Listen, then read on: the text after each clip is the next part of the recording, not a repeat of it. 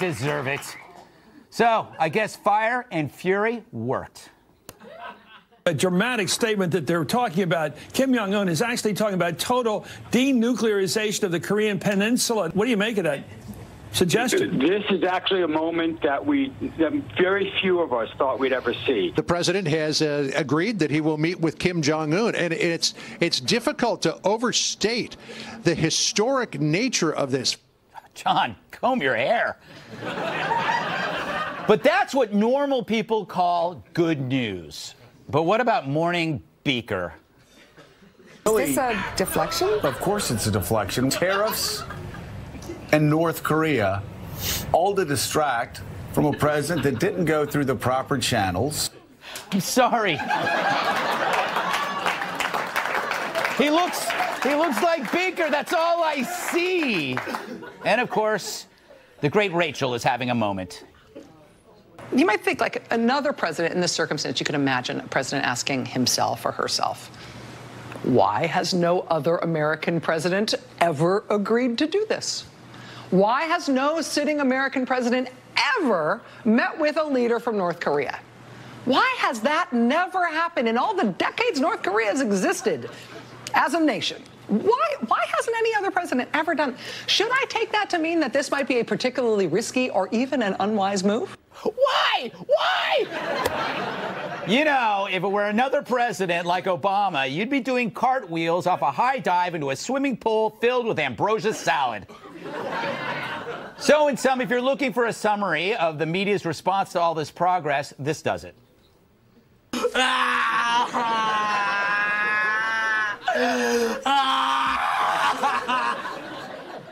Now, obviously, it pays to be skeptical about all of this. But, you know, this is something that could only happen under Donald Trump. Kind of reminds me of a movie. In a world of uncertainty, two leaders face off. In a war of words that terrified the globe. Rocket Man is on a suicide mission for himself. Kim Jong-un saying, I will surely and definitely tame the mentally deranged U.S. dotard with fire. But when talking trash thaws the ice. North Korean dictator Kim Jong-un has proposed a face-to-face meeting with President Trump. One man will prove nukes and stones may break your bones, but words will never hurt you.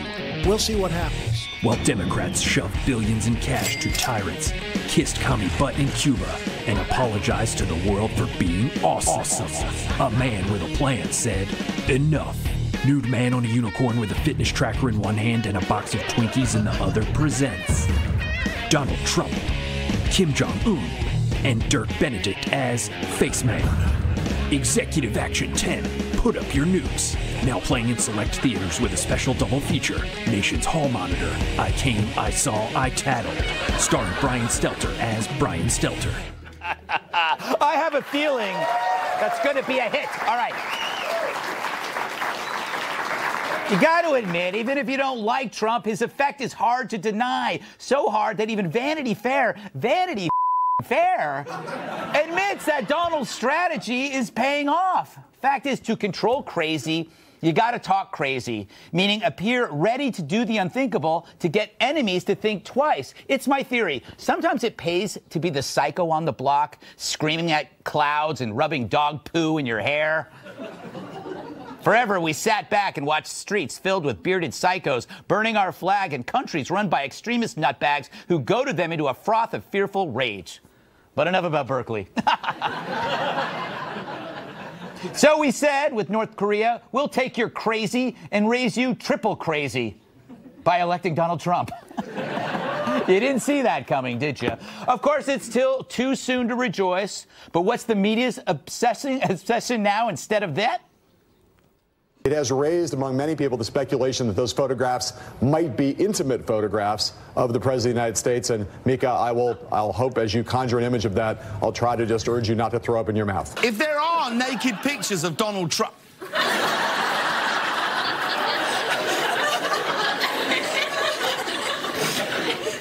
they can go ahead and stay hushed. Talk about body shaming. As if naked pictures of them would be any better. Fact is, after a certain age, we're all old and weird without our clothes on. It's why I don't own a mirror. The human body is not designed for wear and tear. It's the worst designed product since the spork. But this stormy story is not sticking with the people, just the media. Why? Because we know Donald, and Donald knows Donald. Even he said he's no role model. Finding out Donald Trump slept with an adult film star is like finding out Mike Pence didn't.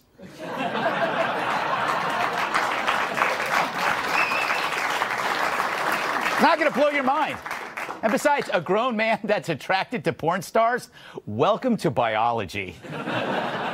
Anyway, I can see it now. Stormy Daniels, CNN contributor. Of course, the media still can't take a Donald Trump joke, spending days fretting over his comments on the Chinese president having a job for life.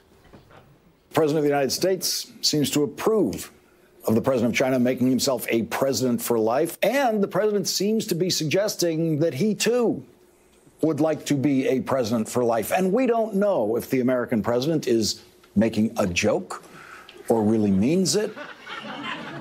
Come on, you know he's kidding. You just need something to rail against as unemployment dips to its lowest in 50 years. Or maybe you don't think Trump is kidding. Maybe you think he's dead serious about everything he says. Sounds like you need this. Do you have trouble understanding basic humor? John is great, and she is a great gentleman. He's now president for life. President for life. You want to give that a shot someday. Did you hear that?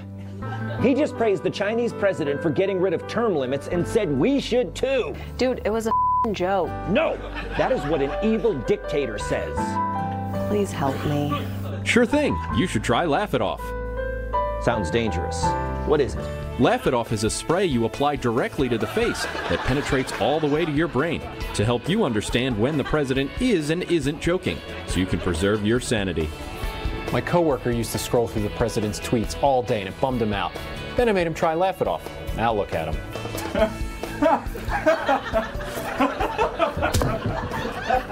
Thanks, Laugh It Off. I guess. Do you believe that North Korea's recent willingness to talk is sincere, and to what do you owe this recent openness to talk? Me. Nobody got that. Don't worry, Mr. President. I get it. Thanks, Laugh It Off.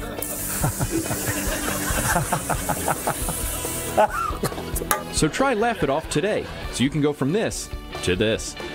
Side effects may include improving your worldview.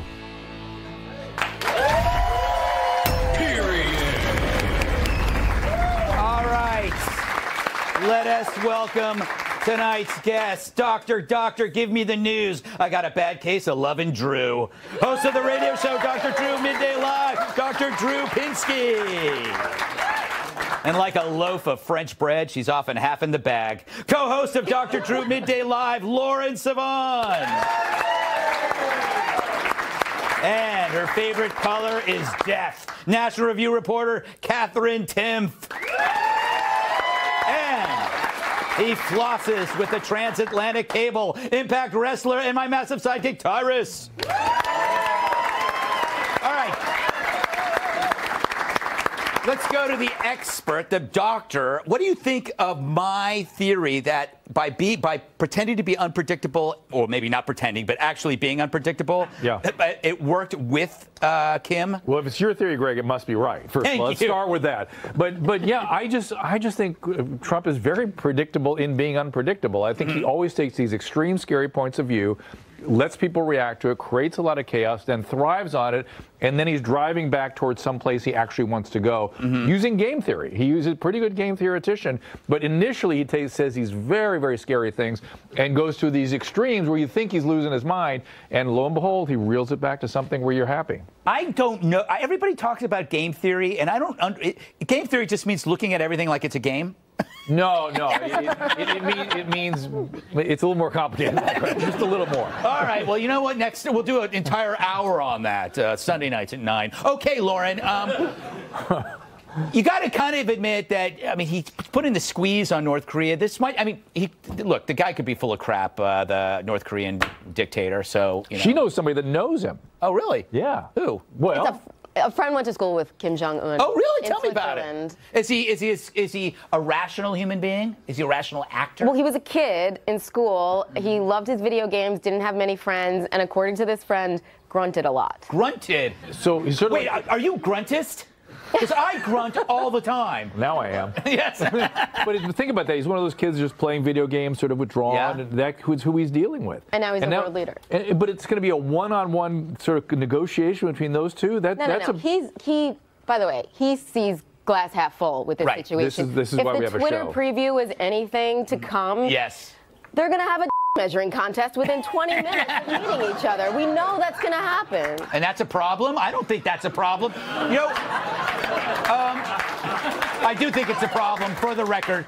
You know, Kat, obviously something like this elevates I guess elevates the Kim's stature in the world by having a world leader meet. Is that a really bad thing? But it's something that has to happen, kind of. See, I was somebody who was not all about the talk of a preemptive nuclear strike. Yeah. So I am going to be for the talk about talking. Yes. And yeah, I guess maybe, but it really is the best way to go. What I have seen, though, is so many people who were against the talk of nuclear war, this is going to be a disaster, which I agree with, who are now saying, I'm against this talking. Yes. This is going to be a disaster. So it's like, okay, you're not really concerned about North Korea. You just want to be against whatever Donald Trump is doing. Yeah. But I think it's good if it happens. If it happens, I would commend him for it. Yeah.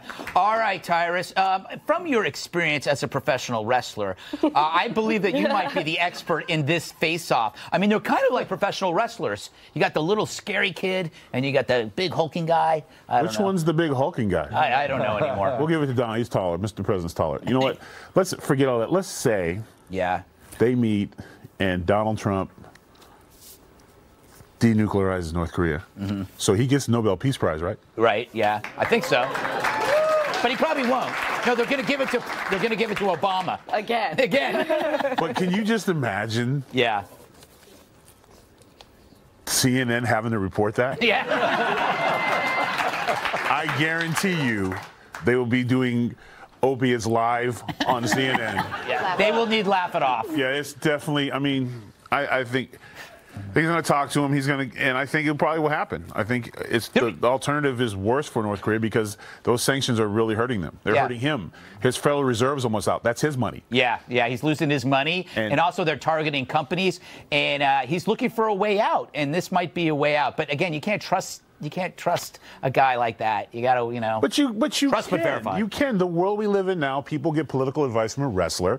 A real estate mogul is our president, and the voice of reason and virtue is a porn star. So I mean, why not? All right, that's a positive note to end this. It's great. segment on. We've made it. We have made it. Coming up, the Golden State makes the DOJ irate. That obstruct federal immigration laws. Jeff Sessions specifically called out the mayor of Oakland, who warned illegals last month that the feds were coming. How dare you needlessly endanger the lives of our law enforcement officers to promote a radical open borders agenda? So the mayor of Oakland gave it back to him. I bet she said, "How dare you?" How dare you distort the reality about declining violent crime in a diverse sanctuary city like Oakland, California, to advance your racist agenda. Oh, yes. But wait, even Linda Ronstadt's ex-boyfriend, Jerry Brown, piled on. This is really unprecedented for the chief law enforcement of the United States to come out to California and act more like Fox News than a law enforcement officer. Fox News, you wish! You wish! Whoever you are. But what's being lost in all this, the Justice Department isn't doing anything other than enforcing the laws that are already on the books. If you're going to ignore a law because you think it's unjust, then anyone can. And that next law could be against your beliefs. So careful what you're daring people to do. Personally, I'd like my own sanctuary city where I can do anything I want, whenever I want, like dress up like a tiger and work out in the park.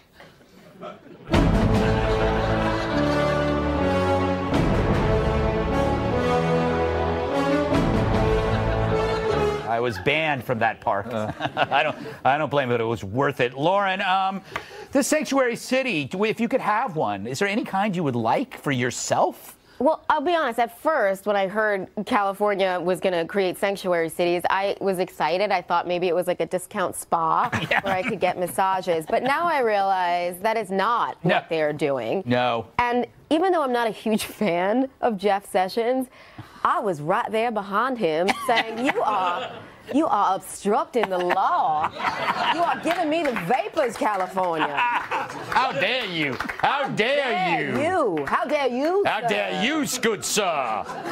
How dare you? I would have a duel if I could operate a gun. I will take you on anytime. Oh, well, then it's a date.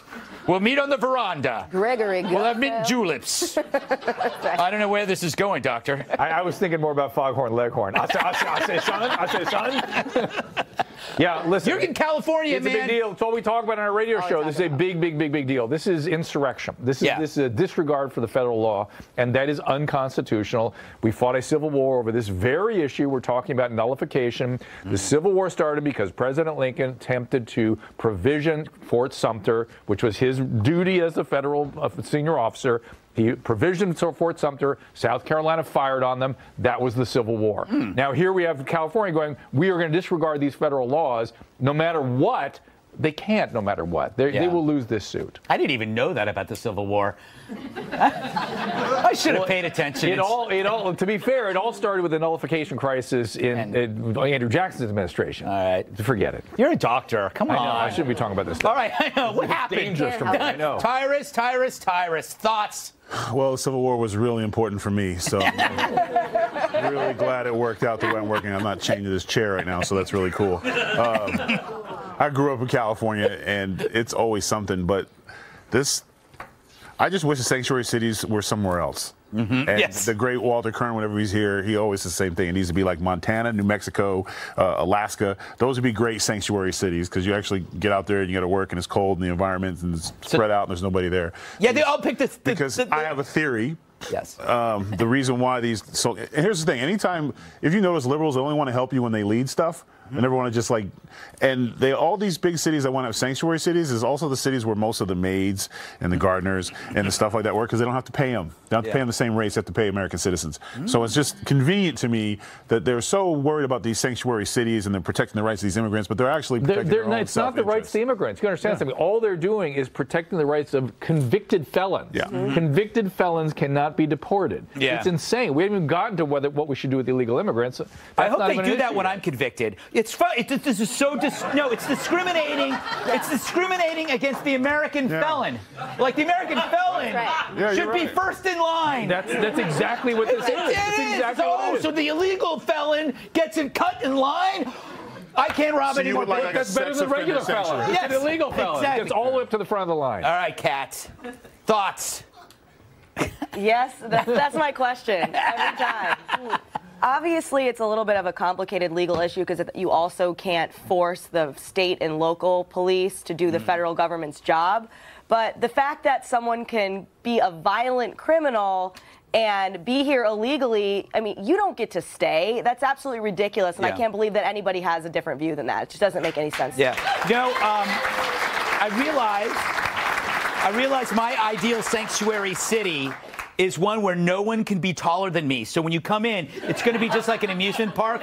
It'll be a cutout of me, and it'll say, you have to be shorter than Greg. I'm the only one. You're the only one. Resident. No, yeah. I will protest this with all that I am. Yeah. You know, Scott Adams has a good point that Democrats come up with half a plan. They come up with half a plan for everything. It's like they go, we should be compassionate about people to stay here. But then when you try to create a process or a structure, they go, we didn't get that far. They always start with the half a plan, which is why it always ends in disaster. Or that's unfair. Or that's unfair. And how dare you? Yeah. We got to get back to how dare you, yes. What? Nope, hey, gotta go. Oh. Don't go anywhere. Still to come. Free speech comes under fire once again on our college campuses. We report you throw up. QuickBooks, backing you. Live from America's News headquarters, I'm Marianne Rafferty. We're learning more about the 3 women killed during that day-long hostage situation in Northern California. The victims were Pathway Home Executive Director Christine Lober, Clinical Director Jennifer Golick, and Jennifer Gonzalez, a clinical psychologist. Gonzalez was 7 months pregnant. She was married a year ago and was planning to celebrate her anniversary this weekend. The suspected gunman, Albert Wong, was found dead along with the 3 hostages. It's unclear whether the former soldier targeted his victims or how he died. Friends say Wong had a hard time adjusting to life after returning from Afghanistan in 2013. There are reports that he was asked to leave the Pathway program, which helps veterans with post-traumatic stress disorder. A woman who had been his legal guardian says he was calm and soft-spoken. 5 months since Stephen I'm Marianne Rafferty. Now back to the Greg Gutfeld Show. Only to speak. Korea. There was no bite and all bark at Lewis and Clark. Students at Lewis and Clark College shouted down conservative philosopher Christina Hoff Sommers at a speech she gave at the University Law School. I'd call the student activists, but they didn't seem that organized. What side are you on, friends? What side And an air demonstration. No platform for fascists. No balance to the playing field. We will fight for justice until Christina's gone. Which side are you on, friends? Which side are you on? They didn't put any effort into that. It's not even catchy. If you're going to shout down a major thinker like Christina Hoff Sommers, Killing of a police officer is now Believe in your over. message. What led like to the these guys. deadly encounter? We'll talk about that next.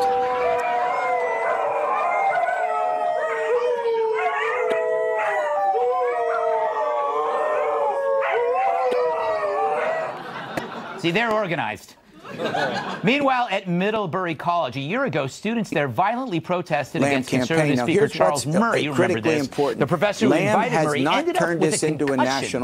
So a year later, the school paper wrote about it, but the editor felt he had to explain why Murray's picture was on the front page of the paper. Why? Because they felt that Murray's image would be traumatizing for the students. The picture of him, what a bunch of asshats. For more on this, we go to one of the students' parents.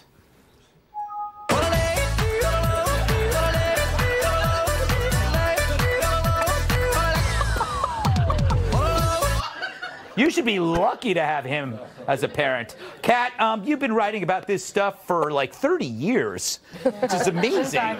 Before I was born. Yes. I'm not 30 yet. All right.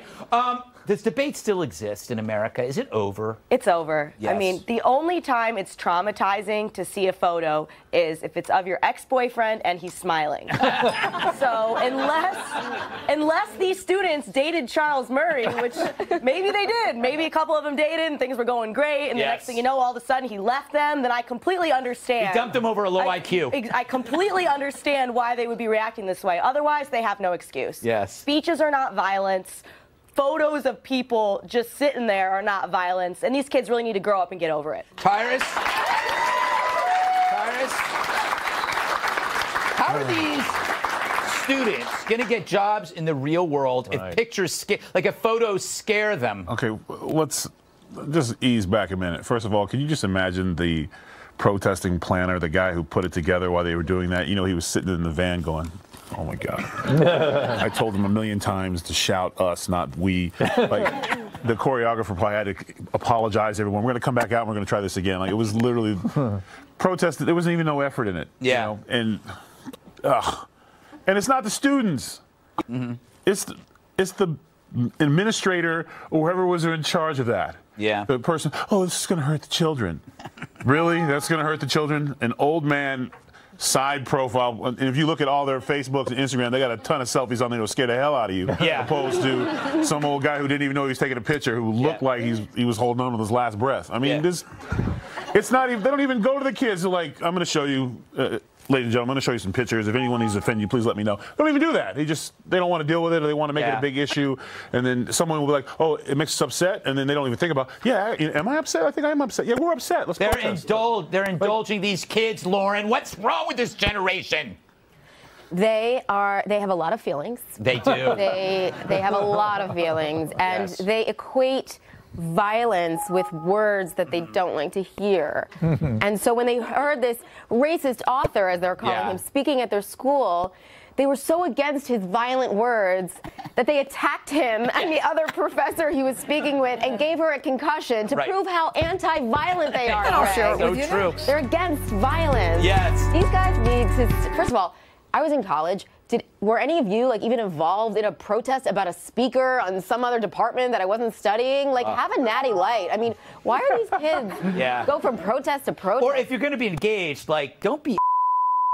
You know, Doctor, this is kind of your wheelhouse. I have it because you deal with a lot of young people with problems, and I mean, well, I mean, you're working with one. Right. Yeah, well, there's that.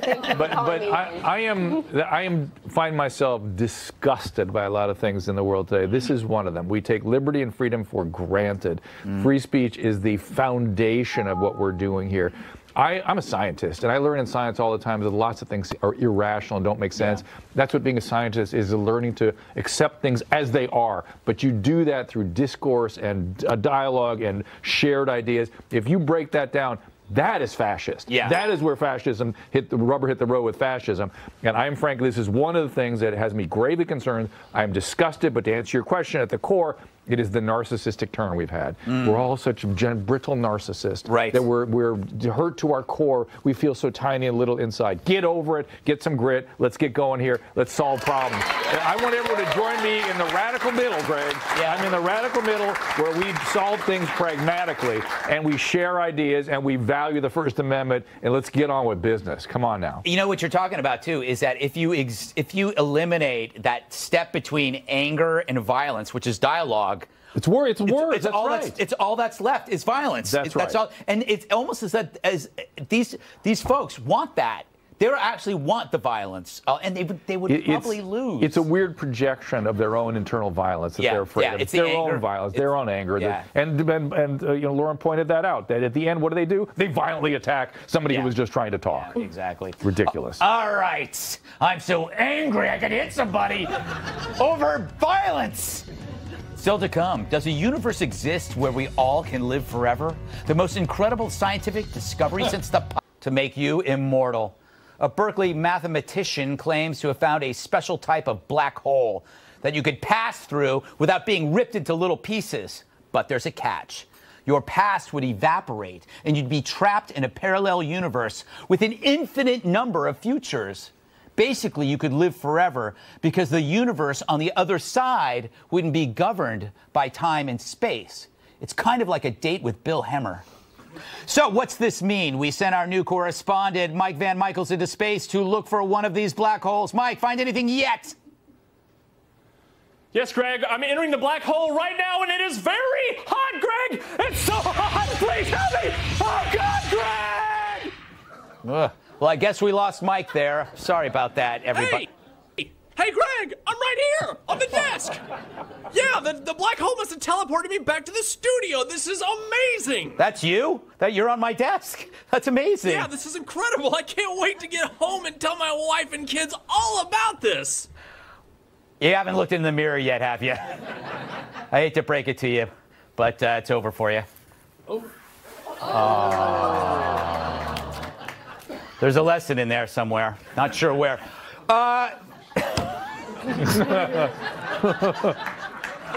I feel so bad about doing that to poor Mike. He's still alive. He's still alive, but he's in the trash can. Put him in the trash. Oh, my goodness. This is very strange, Lauren. And you were telling me in the green room this was your most exciting topic to talk about.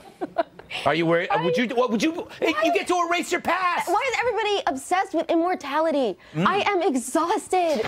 This life is beating me down. I don't want immortality. Yeah. I can barely handle what I have on my plate. Yeah. I'm not even halfway through. I'm ready to go. You know why? Because you lived a full life. I really have. Got a point. I mean, you were the Yoga News correspondent. So, Tyrus, excited about a black hole? So let me get this straight. Yeah. So I go through this black hole, and nothing from my past comes with me? Yes. Computer history's gone? Yes. Child support, alimony. annoying ex-girlfriend text messages, all that stuff's gone. Like, I'm not going to get on the other side and there's going to be a FaceTime message like, why didn't you answer your phone for the last 6? Okay. It's over. Yeah, I'm in. Dr. Drew. No way. I'm a biologist. No way. No way. Nope. I love biology. I love the system we're in. I embrace it.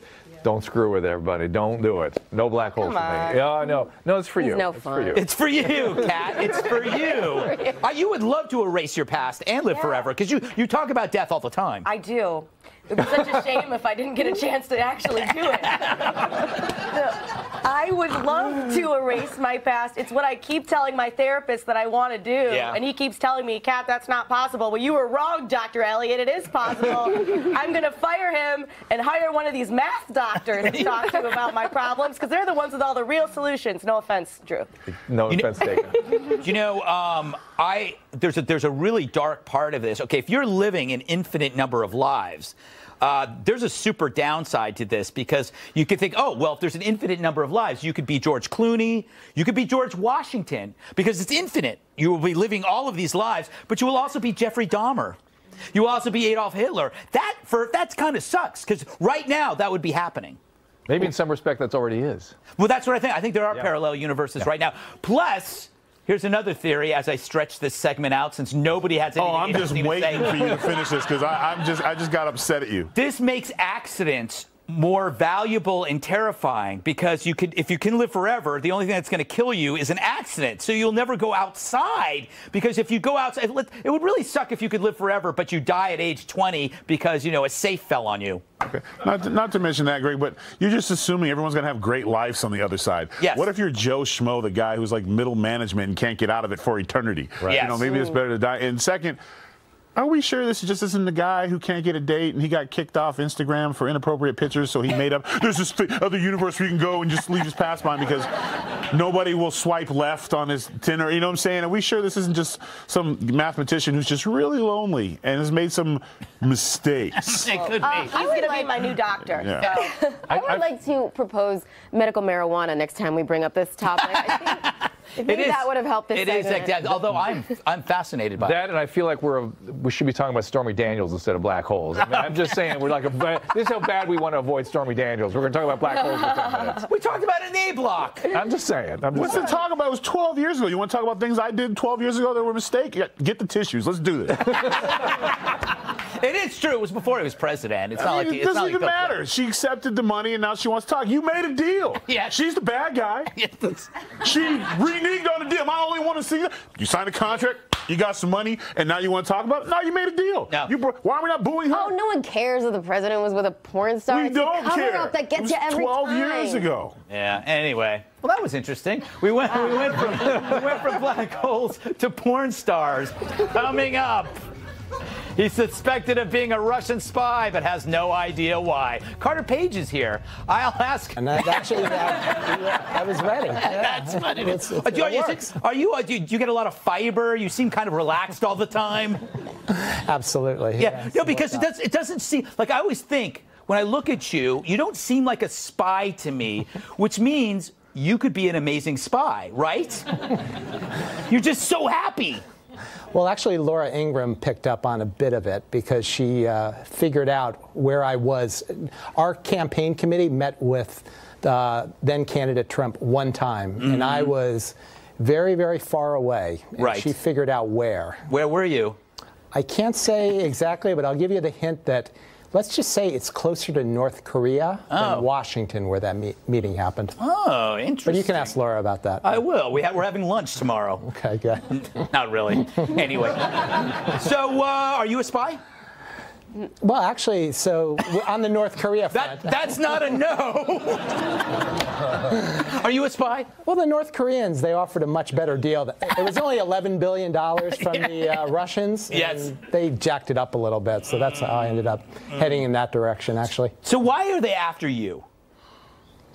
I think it's because I'm just... You're very James Bond. Well, I think, I knew some of the people in the Clinton orbit, and I think they figured out I'd be a pretty easygoing guy in terms of, throwing out all these crazy stories with some of their collaborators in and outside of government. So, you know what's interesting about this whole Trump phenomenon is that there are people like you. It was like 2 years ago, you were an obscure guy, you know, eating Cheerios in the bathtub, watching reruns of Friends until 6 in the morning. How'd you know? I did. Well, I have a camera. I have a camera in your. I'm actually on the Pfizer way. Yeah, I'm actually the Russian spy. Okay. But then there's this political earthquake, and everything's changed. And so basically, you were an obscure person who's now not a household name, but you're like somebody that shows up everywhere, and you probably have your own Wikipedia page now, though I haven't changed. Has your life changed a lot?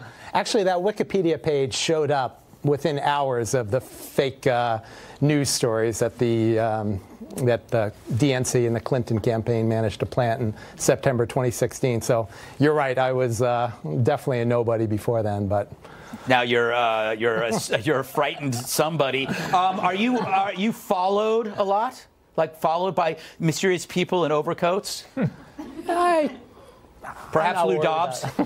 Lou Dobbs tends to follow people in overcoats. It's a very strange habit he has. But I mean, like I'm sure you have to move around a lot because. Well, I think because of the domestic terror threats that I was suffering from for a long time. But that's the beauty of all these memos that are coming out. I think people are starting to realize what a complete joke this whole process has been. So thus a perfect place to be discussing here on this show. Yes, I'm very glad that you showed up here. And because I asked the hard-hitting questions that nobody else does, like, are you a spy? Nobody asked you that. By the way, where is your lawyer? Like, your lawyer allows you just to go everywhere? He's having a nervous breakdown. Actually, I've been studying the law. You know, I was never very interested in the law. I always followed it and was sort of in one. I don't know if that's really a good criteria for defending yourself. Well, but, you know, with the civil rights abuses I suffered, there really became a great interest of mine. And actually, it's per that last panel or the last segment you had about First Amendment on college campuses. I actually I've been doing a big research project on FISA abuse and the First Amendment, and I was originally planning to speak at a conference at Yale Law School. But you can imagine how that went over. So it ended up getting the axe. The audience feels sad for you. Actually, it's the night of the White House Correspondents' Dinner, and I had a couple of invites for that. So maybe, you know. Are you going to go? I might see you there. I don't know. Who invited you? A few people. We'll interesting. Russians? Definitely not Russian. Although there's... Why do you spend so much time in Russia anyway? It's those nesting dolls. Everybody loves those nesting dolls. Yeah. Are you selling, like, illegal nesting dolls? Is that what this is? That's actually the only theory that hasn't been tried as of yet, so we may need to look into that. I think you've been trafficking in illegal nesting dolls. I happen to collect nesting dolls. By the way, I have one more question. Inevitably, there's going to be a movie made about you. I had some ideas of who could play you in the movie. Samuel Jackson, I think, could be good. I thought maybe Jennifer Lawrence, because it's like, why stick to gender? And then, but of course, I thought Paul Giamatti, because, you know, he's everybody's character actor. Is there anybody you'd like to play you? The only suggestion I had heard is Bruce Willis, and I think it's just because of the haircut, which goes back to your question about the good looks. So, you're natural. Does it. I was thinking more of the guy that plays James Bond. What's his name? Craig. Daniel Craig. I almost said Roger Craig. The running back from the 49ers from 20 years ago. My mind is blown. Carter Page, always a pleasure to see you for the first time. Definitely, Greg. I hope something bad does not happen to you. I hope that you safely get to your car and back to your hotel on 43rd Street and 5th. I'm joking. That was to throw the scent off. It's actually at the Best Western downtown. All right, I don't hold grudges, but if you leave now, I will never forgive you. Drew, pay attention. Tell us about your new radio show with Lawrence Vaughn. Lawrence Vaughn night, noon to 3, Monday through Friday. You can check it out over on KGO and KBC 790 in Los Angeles. You can get it on my website, doctor.com, listen to a podcast, or at kbc.com. You take callers? Yeah. Excellent, because I got some serious problems. All right. I was noticing. Yes. All right, thank you, Dr. Lawrence Vaughn.